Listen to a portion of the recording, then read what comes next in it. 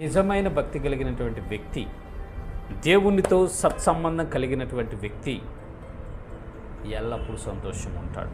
దుఃఖంలో సంతోషంగా ఉంటాడు, బాధలో సంతోషంగా ఉంటాడు, నిట్టూర్పులో సంతోషంగా ఉంటాడు, వేదనలోను, లేమిళ్ళలోను, ఓటమిలోను అన్నిటిలో సంతోషంగా ఉంటాడు. కారణం ఏంటంటే వాటి ద్వారా దేవుడు నాకేదో పాఠం నేర్పిస్తున్నాడు, వాటి ద్వారా దేవుడు నన్ను మెరుగు పెడుతున్నాడు, వాటి ద్వారా నన్ను ట్రైన్ చేస్తున్నాడని తలంచుకొని దేవునికి కృతజ్ఞతాస్తుతులు చెల్లిస్తూ సంతోషిస్తూ ఉంటాడు ప్రియులారా. కాబట్టి మనం ఎల్లప్పుడూ సంతోషంగా ఉందాం. బాధలు ఉన్నా సరే దేవునికి అప్పగించుదాం. దేవా మీకు స్తోత్రం, కృతజ్ఞతలను ఆయనకు చెప్తూ ఆయనకు తెలియచేసి మనం సంతోషంగా ఉందాం. సంతోషంతో ఈ యాత్రను కొనసాగించి ముగించి పరలోక రాజ్యం చేరదాం. ఇటు కృప దేవుడు మనందరికీ కలుగు చేయనుగాక.